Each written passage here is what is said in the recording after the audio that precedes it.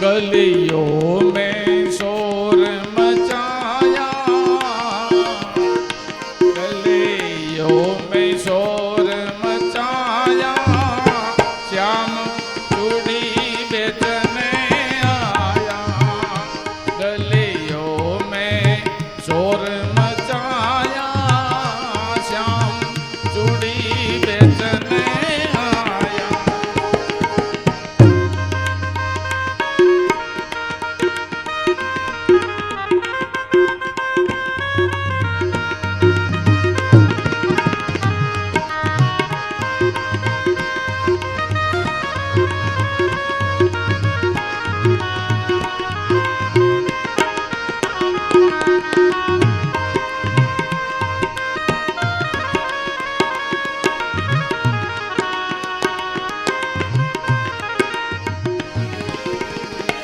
राधा ने सुनी ललिता ने कही, राधा ने सुनी ललिता ने कही, मोहन को तुरंत बुलाया।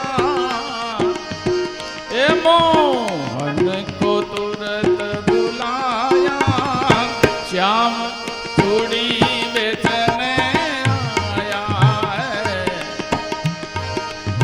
है। छलिया का वेश बनाया, श्याम चूड़ी बेचने आया। ओ श्री राम जानकी बैठे हैं मेरे सीने में। श्री राम जानकी बैठे हैं मेरे सीने में। श्री राम जानकी बैठे हैं मेरे सीने में। देख लो मेरे दिल के नगीनों में, देख लो मेरे दिल के नगीनों में। श्री राम जानकी बैठे हैं मेरे सीने में। श्री राम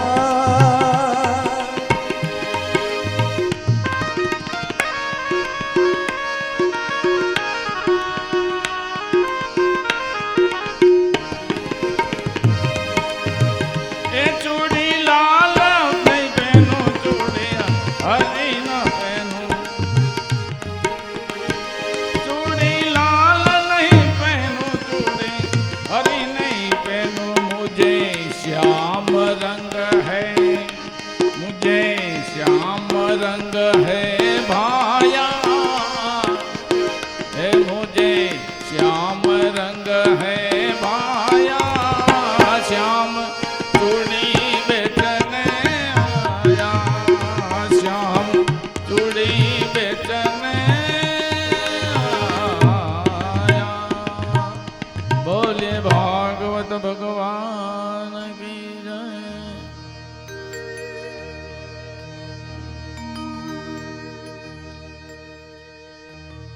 ओम नमो भगवते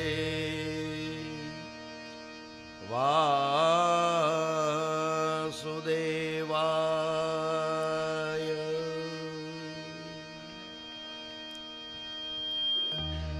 वंशे विभूषितकरान्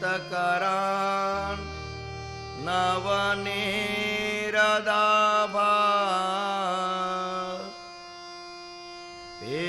पीताम्बरा दरुणबे बबला दरोष्टा।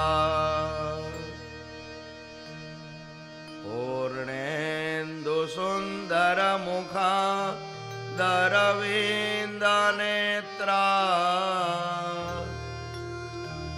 કૃષ્ણાત પરમ કિમપી ત્વમહં ન જાને કૃષ્ણ ત્વદીય પદપંકજ પંજરામ તે આદ્યેવ મે વિશતુ મા ન સરાજહંસ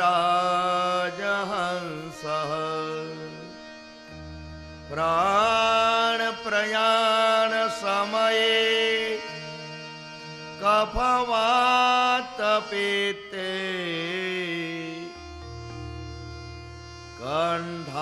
કંઠાવરો ધનવિદો સ્મરણં કુતસ્તે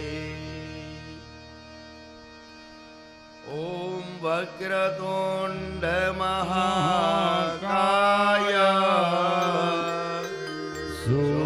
સૂર્યકોટે સમપ્રભ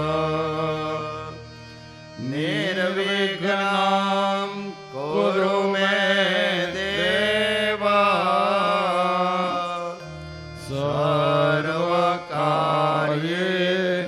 સર્વકાર્યેષુ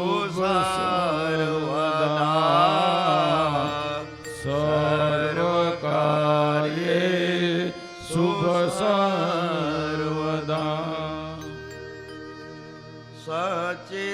સચ્ચિદાનંદ રૂપાય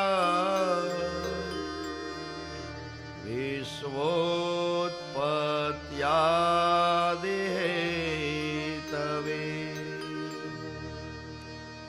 તાપત્રય વિનાશાય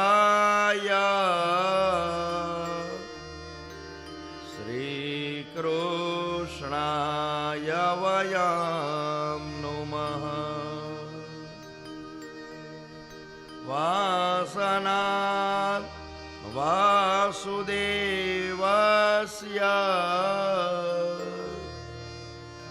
વાસિतं ભુવનત્રયम्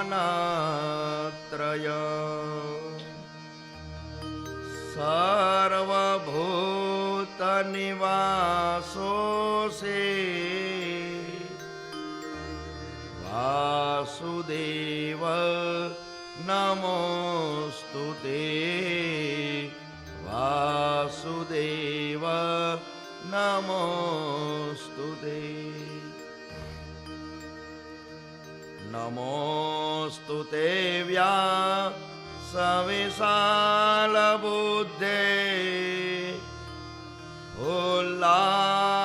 ફુલ્લારવિંદા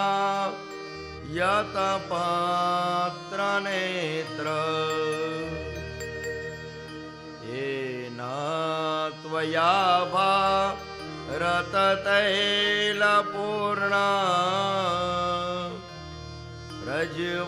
प्रज्वालितो ज्ञा न मया प्रदीपः येन प्रवजन्तमनुपेतमपेतकृत्या द्वैपायनो विरहका तर आजुहाव पुत्रेति तन्मयतया तरवो विनेन्दु हम सर्वभूतहृदयं मुनिमानतोऽस्मि गुरुर्ब्रह्मा गुरुर्विष्णु गुरुर्देवो महेश्वर गुरुर्साक्षात् परब्रह्मा तस्मै श्री गुरवे तस्मै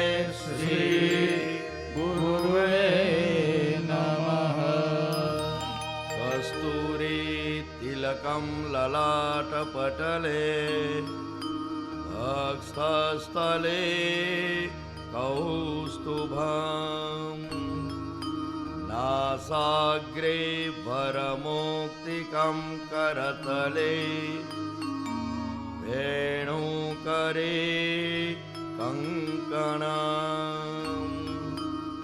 સર્વાંગે હરિચંદનમ સુલલિતમ કંઠે ચ મુક્તાવલી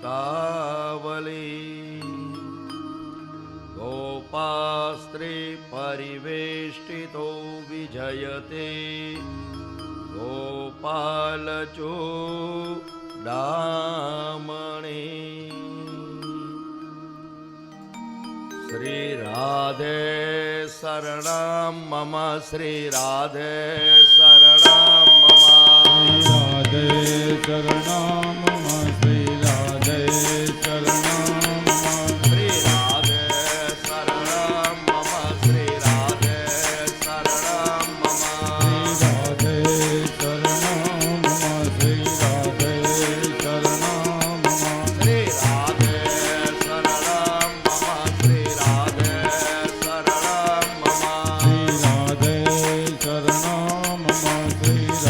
શરણમ મમ રાધે શરણમ મમ શ્રી રાધે શરણમ શ્રી રાધે શરણમ મમ શ્રી રાધે શરણમ મમ રાધે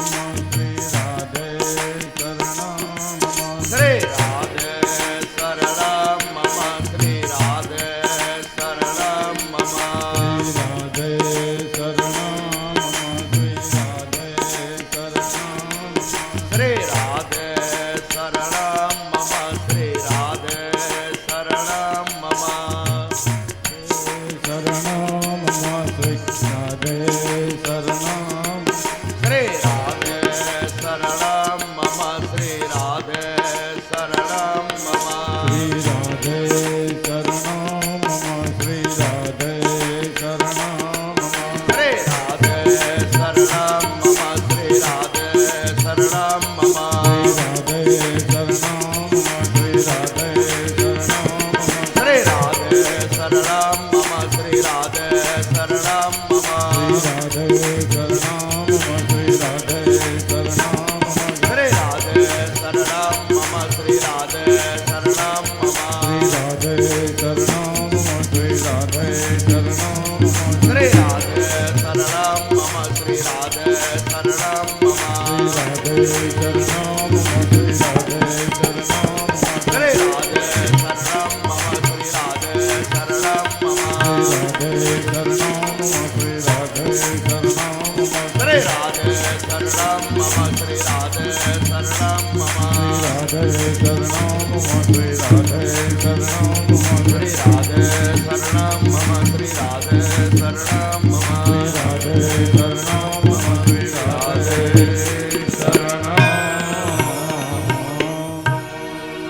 બોલીએ શ્રી ભાગવત ભગવાન કી જય સુખદેવજી મહારાજ કી જય પરીક્ષિત મહારાજ કી જય શ્રી રામચંદ્ર ભગવાન કી જય ગિરિરાજ ધરણ કી જય ગોવર્ધન નાથ કી જય શ્રી દ્વારિકાધીશ કી જય શ્રી યમને મહારાણી કી જય શ્રી સાતે સ્વરૂપ કી જય શ્રી વલ્લભાધીશ કી જય શુક્લેશ્વર મહાદેવ કી જય શ્રી ઉમિયા માત કી જય હનુમાનજી મહારાજ કી જય ભવનાથ મહાદેવ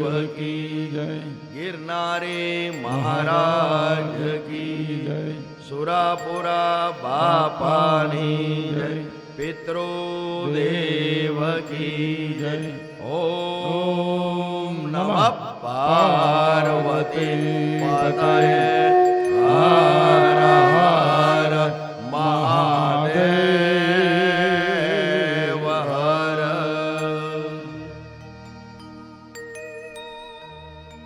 આइए ભાગવત રૂપી ગંગાજીની અંદર સ્નાન કરીએ, પાન કરીએ, થોડું આચમન કરીએ. આપણા દેહને અને આત્માને જો કલ્યાણકારી કથા હોય તો આ ભાગવતજીની કથા છે.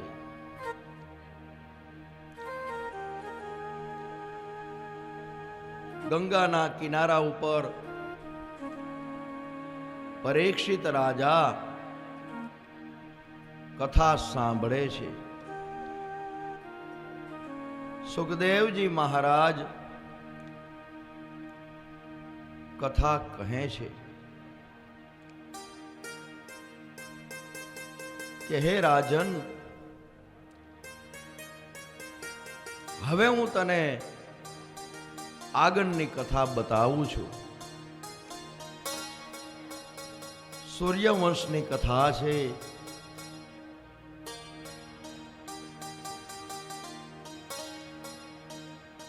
દશરથજીને ત્યાં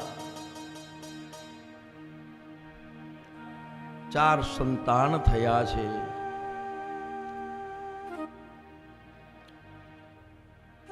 રામ, લક્ષ્મણ, ભરતજી અને શત્રુઘ્ન.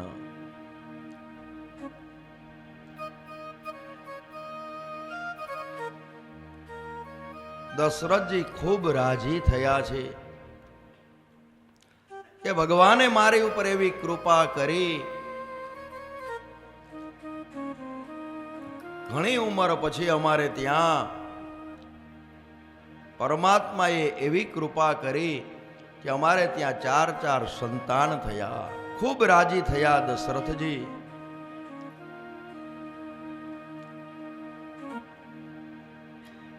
અને 4 ભાઈઓ ધીમે ધીમે મોટા થવા લાગ્યા છે.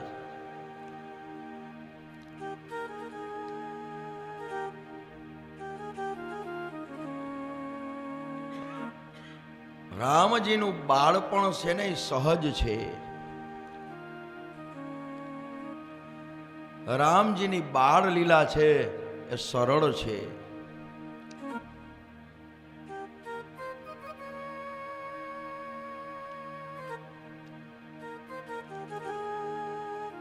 અને કોઈ દિવસ રામજીએ એની મા પાસે કાંઈ માંગ્યું નથી. અને જ્યારે 4 ભાઈઓ રમત રમતા હોય એમાં નાના ભાઈ જીતે એમાં જ એ રાજી હોય. અને અયોધ્યા નગરી એને જ કહેવાય કે જ્યાં યુદ્ધ નથી, કંકાસ નથી, કજિયા નથી. એ જ નગરીનું નામ અયોધ્યા છે. અને એવી જો નગરી હોય તો જ ભગવાન છે ને એ પધારે છે. ત્યાં જ ભગવાન કાયમને માટે વાસ કરે છે. જેનું ઘર અયોધ્યા બન્યું હોય ત્યાં જ ભગવાન વાસ કરે છે.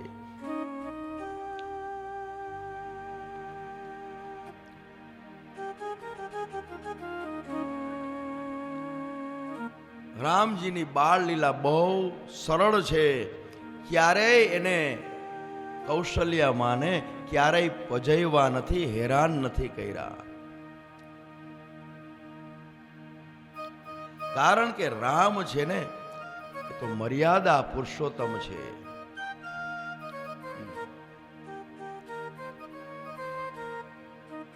અને ધીમે ધીમે 4 ભાઈઓ છે એ દિવાલના ટેકે ધીમે ધીમે ચાલવા માંડ્યા. 4 ભાઈઓ મોટા થયા અને આ બાજુ વિશ્વામિત્ર છે ને એ યજ્ઞ કરતા હતા. તો યજ્ઞ જેવો શરૂ કરે વિશ્વામિત્ર એટલે ત્યાં મારીચ, સુબાહુ વગેરે એવા રાક્ષસો આવી અને યજ્ઞની અંદર વિઘ્ન નાખતા હતા.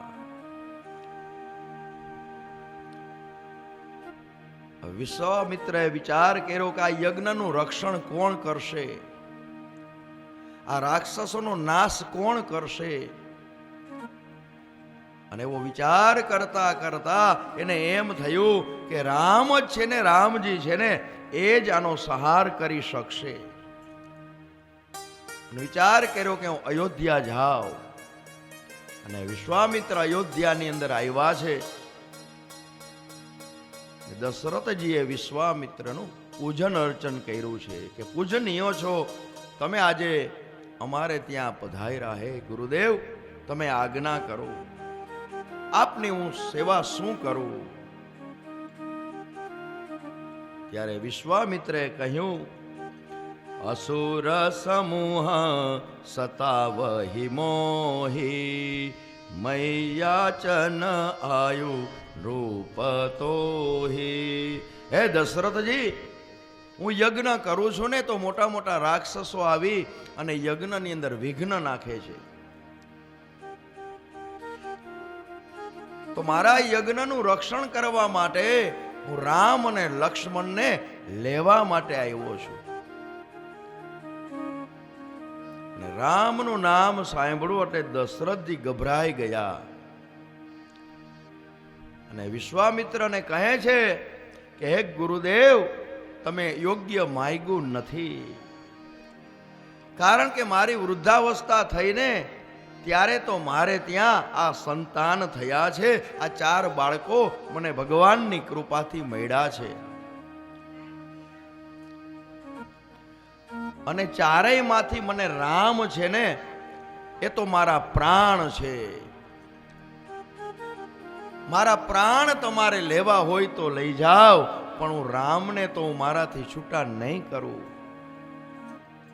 કારણ કે તેના વગર હું રહી શકું એમ છો જ નહીં.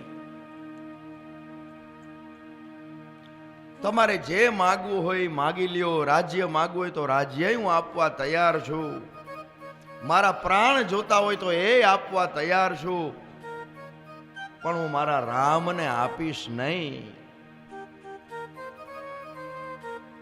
અને દશરથજી પોતાના પ્રાણ આપી શકે છે, પણ રામ આપી શકતા નથી. કારણ કે જગતની અંદર રામ જેવો કોઈ પુત્ર થયો નથી અને થવાનો નથી. અને દશરથ જેવા પિતા થયા નથી અને થવાના પણ નથી.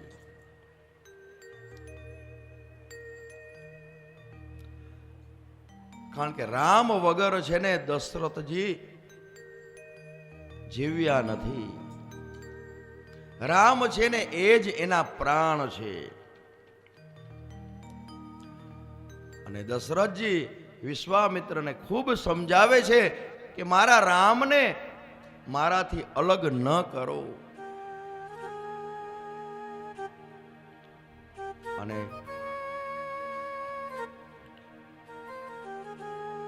ગુરુદેવ કીધું કે હે દશરથજી, ભલે તમે ના પાડો, પણ આ વર્ષમાં આ તમારા 4 કુમારો છે ને એના લગ્નનો યોગ છે. કારણ કે એને લગ્નનો અત્યારે યોગ ચાલી રહ્યો છે, એના લગ્ન થવાના છે, માટે તમે એને મોકલો. રામના લગ્નની વાત કરવામાં આવીને ત્યારે દશરથજી એકદમ ખુશ થઈ ગયા. ઓહો, મારા 4 દીકરાના લગ્ન થશે અને 4 લક્ષ્મીઓ મારે આંગણે આવશે.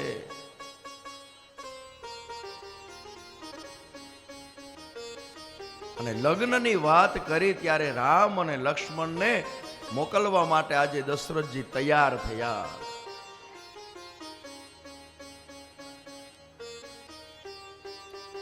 અને આ બાજુ રામ અને લક્ષ્મણે કૌશલ્યાજીની આજ્ઞા લીધી. અને કૌશલ્યાજીએ પણ કીધું કે તમારા પિતા કહે ને બેટા, એ પ્રમાણે તમારે કરવાનું છે. અને રામ લક્ષ્મણને લઈ અને વિશ્વામિત્ર આજે યજ્ઞશાળાની અંદર આવ્યા છે. રામજી છે ને અજાન બાહુ છે.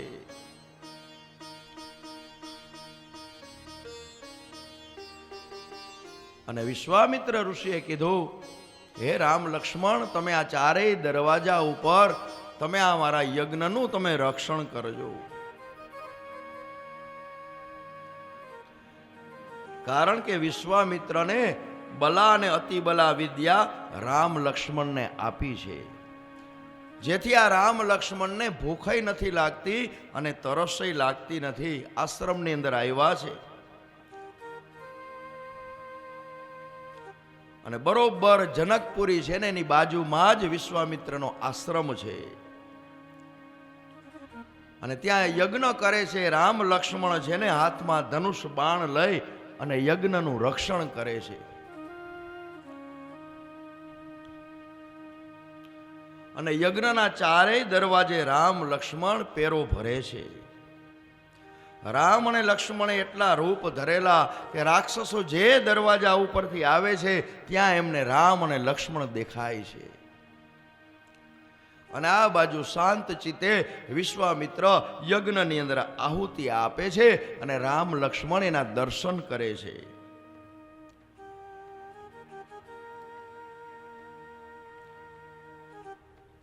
ખૂબ રાજી થાય છે અને રાક્ષસો વિઘ્ન કરવા માટે આવે છે.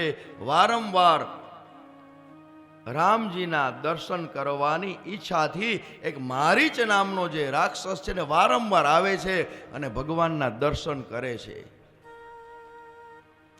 અને વારંવાર આવતો હતો રાક્ષસ મારીચ અને એનો આખો સ્વભાવ છે એ બદલાઈ ગયો. આ દર્શનનો પ્રભાવ છે. તમે કાયમ ભગવાનના દર્શન કરો ને કાયમને માટે, એટલે તમારો સ્વભાવ છે ને એ બદલાઈ જાય.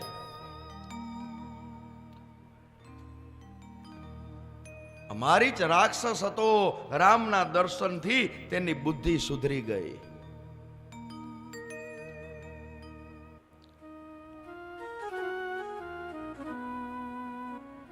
એટલે ભગવાનના દર્શન કરવાથી શું થાય એ આ ભાગવતજીની અંદર બતાવેલું છે. કાયમ ભગવાનના મંદિરે તમે દર્શન કરો ને એટલે તમારો સ્વભાવ સુધરે, તમારી બુદ્ધિ સુધરે. અને આ બાજુ વિશ્વામિત્રે પોતાનો યજ્ઞ છે એ પરિપૂર્ણ કર્યો છે અને જનકપુરીથી સીતાજીના સ્વયંવરની કુમકુમ પત્રિકા આવી છે. અને રામ અને લક્ષ્મણને લઈ વિશ્વામિત્ર છે ને એ જનકપુરીની અંદર આવે છે. અને રસ્તાની અંદર એક અહલ્યા હતો, એનો ઉદ્ધાર કર્યો છે પરમાત્માએ. અને વિશ્વામિત્ર રામને આજ્ઞા કરે છે કે અહલ્યાની શિલા છે ને એને તમે સ્પર્શ કરો. અને રામજી વિચારે છે કે આ સાધક તો લાકડાની સ્ત્રીને પણ સ્પર્શ ન કરે. રામજી કહે છે કે હું એને પ્રણામ કરું, ચરણ સ્પર્શ કરું ને તો ગુરુદેવ મને પાપ લાગે.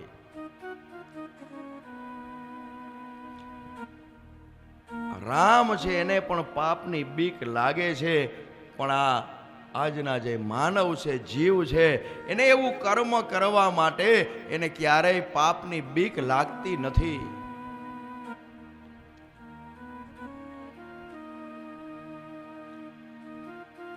અને રામજી એને ચરણનો સ્પર્શ નથી કર્યો, પણ એક પવન એવો આવ્યો, એને કારણે રામજીના ચરણની જે રજ છે એ ઉડીને પેલી શિલા ઉપર પડી અને શિલામાંથી અહલ્યા એ બેઠી થઈ. એનો ઉદ્ધાર પરમાત્માએ કર્યો છે.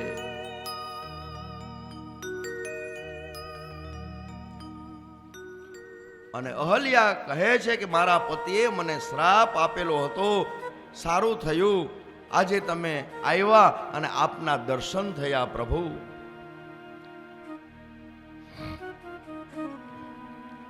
અને આ બાજુ વિશ્વામિત્ર છે રામ લક્ષ્મણને જનકના દરબારમાં લઈને આવે છે. અને જનક રાજા જોવે છે અને વિચાર કરે છે કે આ તો ઋષિ કુમારો છે કે રાજકુમારો. પૂછ્યું કે આ બાળકો કોણ છે? જનક રાજાએ કહે છે આ કોણ છે? વિશ્વામિત્ર ગુરુજી. ત્યારે વિશ્વામિત્રે કહ્યું કે તમે જ નિર્ણય કરો, તમે તો મહાજ્ઞાની છો. અને સુખદેવજીના ગુરુ જનક રાજા છે, તેમનું બીજું નામ છે વિદેહ.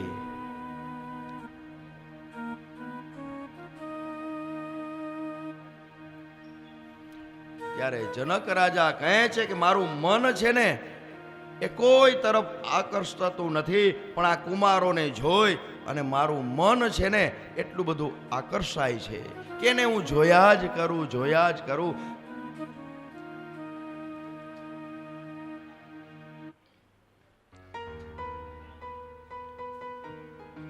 અને મને એવું લાગે છે, જનક રાજા કહે કે આ કોઈ પરબ્રહ્મ લાગે છે, આ કોઈ ઈશ્વર લાગે છે, પરમાત્મા લાગે છે.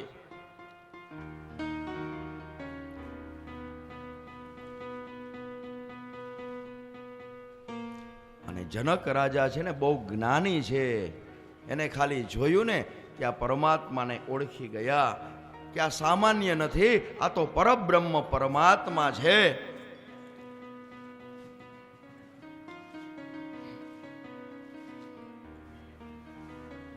અને રામ લક્ષ્મણ વિશ્વામિત્ર જનકપુરીની બહાર એક બગીચો છે, ત્યાં એનો ઉતારો છે.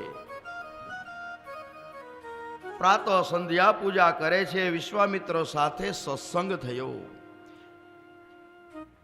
અને બંને ભાઈઓ ગુરુદેવના ચરણની સેવા કરે છે. અને સેવા કરવાથી એને આશીર્વાદ મળે છે. પણ આશીર્વાદ છે એ માગો ત્યારે મળતા નથી, પણ હૃદયથી વિશ્વામિત્રએ આજે આશીર્વાદ આપ્યા છે કે તમારું કલ્યાણ થશે. ત્યાર પછી લક્ષ્મણજી છે એ રામની ચરણ સેવા કરે છે અને મનની અંદર વિચાર કરે છે કે આવતીકાલથી આ ચરણની સેવા મને મળશે નહીં. આજે મારે મારા ભાઈની સેવા કરવાનો છેલ્લો દિવસ છે. આવતીકાલથી તો મારા ભાભીનો અધિકાર છે. સેવા ન કરું ને ત્યાં સુધી લક્ષ્મણ કહે મને ગમતું નથી. અને આજે લક્ષ્મણજીનું હૃદય ભરાઈ ગયું. આંખમાંથી આંસુ દળ વહેવા લાગ્યા અને પ્રભુના ચરણ ઉપર એના આંસુ પડ્યા. રામે કીધું, લક્ષ્મણ તું શું કામ રડે છે? તને માં યાદ આવી, અયોધ્યા નગરી યાદ આવી, શું કામ રડે છે? અને તું રડસ ને મને પણ બહુ દુઃખ થાય છે. આ ભાઈ પ્રત્યેનો પ્રેમ રામાયણની અંદર બતાવેલો છે. પણ આ બાજુ લક્ષ્મણજી છે ને કાંઈ બોલી શકતા નથી. પણ રામ તો અંતર્યામી છે, એ જાણી ગયા કે લક્ષ્મણ એટલા માટે તને આંસુ આવે છે ને, એટલા માટે દુઃખ થાય છે ને કે મારા લગ્ન પછી વામ ચરણની સેવા સીતા કરશે અને જમણા ચરણની સેવા છે ને કાયમને માટે તારે કરવાની. જા, એ જ ચિંતા છે ને તારે.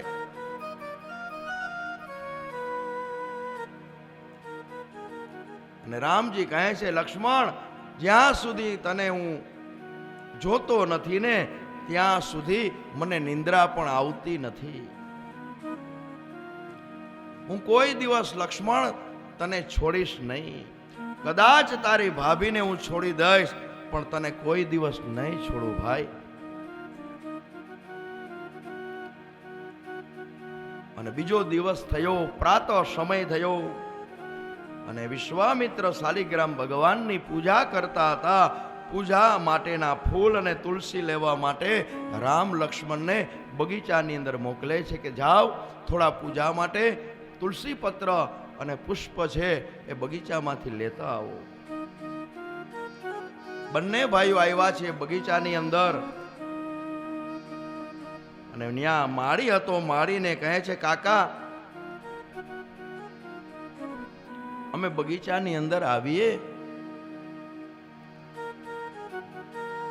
અને ત્યારે માળીએ કીધું કે પ્રભુ, હું તો તમારા ઘરનો અધમ નોકર છું. પ્રભુ તમારે આજ્ઞા લેવાની ન હોય. રામજીએ કહ્યું કે તમે ઘરના નોકર છો પણ ઉંમરથી તો મોટા છો ને.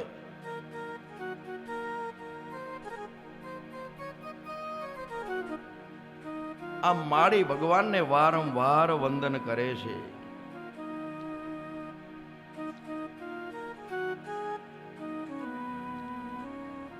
અને રામજી છે તુલસીજીને પ્રણામ કરી અને પછી તુલસી પત્ર તોડે છે. તુલસી આપણે તોડવા હોય ને તો પેલા એને પ્રણામ કરવા પડે, કારણ કે એ રાધાજીનો અવતાર છે, તુલસીજી છે એ. અને સાયંકાળ સંધ્યા સમય પછી તુલસી પત્ર તોડાય નહીં. એકાદશી હોય ત્યારે પણ તુલસી પત્ર તોડાય નહીં. અને એ જ સમયે સીતાજી છે ને સખીઓની સાથે ત્યાં આવે છે. તેહી અવસર સીતા તહી આઈ, તેહી અવસર સીતા ત આઈ, ગિરિજા પૂજન જનની પઠાઈ, ગિરિજા પૂજન જનની પઠાઈ, સંગ સખી સબ સુભગ સયાની, સંગ સખી સબ સુભગ સયાની, ગાવહી ગીત મનોહર બાની, ગાવહી ગીત મનોહર બાની. સીતા અને રામજીનું મિલન થયું છે અને આ કથા તુલસીદાસજી લઈ આવ્યા છે. અને રામ સીતાને જોવે, સીતા રામને જોવે, એટલા માટે તો વિશ્વામિત્રએ એને બગીચાની અંદર મોકલા છે.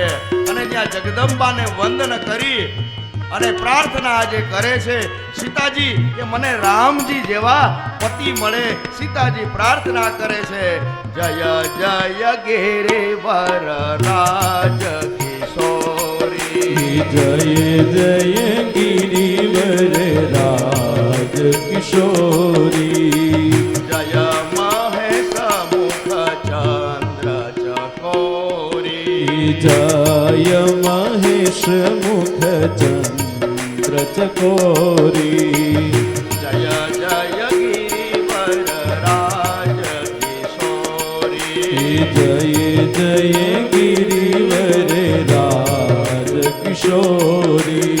જગદંબાને પ્રાર્થના કરે છે કે મને રામજી જેવા પતિ મળે, હે જગદંબા. અને આ બાજુ રામ લક્ષ્મણ વિશ્વામિત્ર પાસે આવ્યા છે. કહ્યું કે જેનો સ્વયંવર થવાનો છે એ રાજકન્યા પણ ત્યાં આવી હતી ને. અને આ બાજુ રામજીનો સ્વભાવ સરળ છે, એનામાં છળ કપટ નથી. વિશ્વામિત્રે કહ્યું હું બધું જાણું છું, સીતાજી ત્યાં રોજ આવે છે ને એટલે તો મેં તમને ત્યાં મોકલા છે. સીતાજી રામને નિહાળે, રામ સીતાને નિહાળે. અને આ બાજુ સ્વયંવર થયો છે અને જનકજીએ જાહેર કર્યું કે મારી દીકરી જ્યારે 3 વર્ષની હતી ને ત્યારે આ ધનુષનો ઘોડો બનાવી અને એ રમતી હતી. માટે આ ધનુષ્યનો ભંગ કરશે ને એને હું આ કન્યા પરણાવીશ. રાવણ પણ ત્યાં આવેલો. અનેક એવા મોટા મોટા મહારાજાઓ સીતાજીને મેળવવા માટે આવ્યા હતા. અને રાવણ છે એ કોઈ કારણ વિના કલહ કરે ને એનું જ નામ રાવણ. અને સ્વયંવર વખતે તે વિના કારણ જનક રાજા સાથે ઝઘડો કરવા લાગેલો. પોતાની જય છે પોતે બોલાવે છે, આત્મ પ્રશંસા કરે છે અને ધનુષ ઉચકવાનો પ્રયત્ન કરી પોતે બોલે છે કે રાવણ કી જય. અને આ બાજુ પાર્વતીજીએ શિવજીને કહ્યું કે તમારા ચેલા રાવણને બહુ અભિમાન થયું છે, તો હે નાથ એ ધનુષ ન ઉઠાવે ને એવું કંઈક તમે કરો. ત્યારે શિવના ગણે સૂક્ષ્મ રીતે ધનુષ્ય ઉપર ચડી બેઠા અને ધનુષ્ય વજનદાર થયું છે જેથી કોઈ ધનુષ્ય ઉઠાવી શકે નહીં. અને રાવણને એમ થયું હું હમણાં ચપટી વગાડી અને ધનુષ્યનો ભંગ કરું, પણ રાવણ ધનુષ્ય ઉઠાવી જાય છે તો એકદમ ચટોપાટ જમીન ઉપર પડી જાય છે. એ હલતું પણ નથી ધનુષ. અને એની ફજીતી થઈ અને રાવણ અપમાનિત થયો અને બેસી ગયો જગ્યા ઉપર. હવે વિશ્વામિત્રની આજ્ઞાથી રઘુનાથજીએ આશીર્વાદ મેળવી અને વિશ્વામિત્રે કીધું ઉઠવું રામ બંજવું ભવચાપા, ઉઠવું રામ ભજહું ભવચાપા, બેઠવું તાતા જનક જનક પરિતાપા બેટ હોતા જનક ઉઠો પરિતાપા રામ, ધનુષનો ભંગ કરો અને આ જનક રાજાને જે તાપ છે ને એને તમે દૂર કરો, સંતાપને દૂર કરો.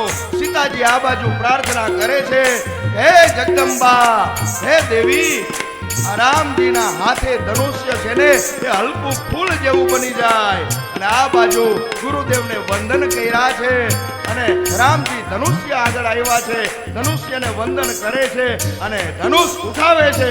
તે ક્ષણ રામ મધ્ય ધનુ તોડા ભયવું ભુવન ભરી ઘોર કઠોરા.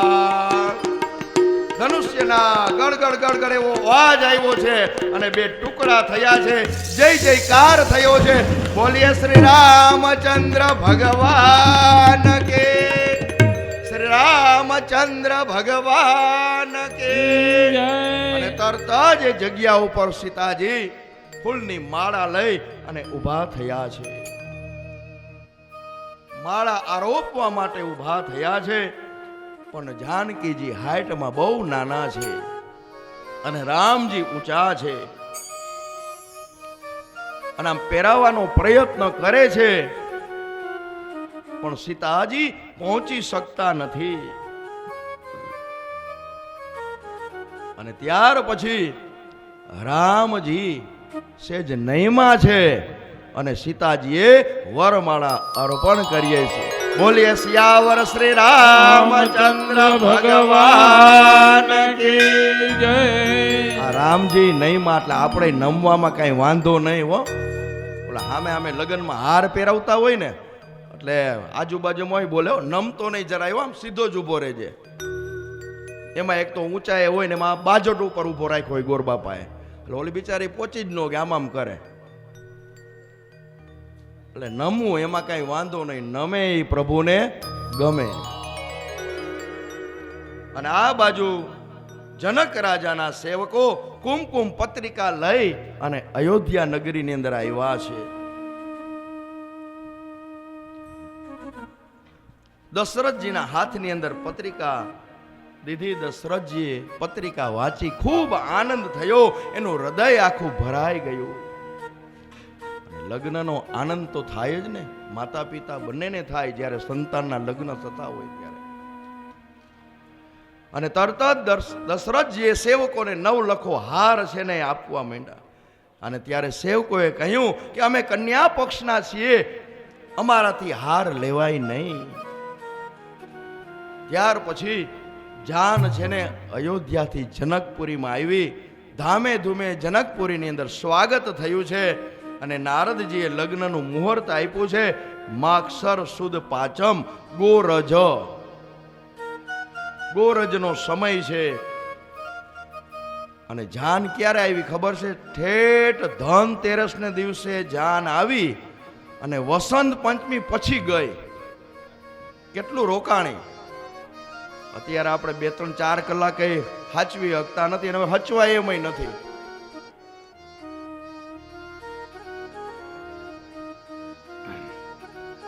અને રઘુનાથજી જ્યારે લગ્ન કરવા જાય છે ત્યારે કામદેવ છે ને એ ઘોડો થઈને આવ્યા છે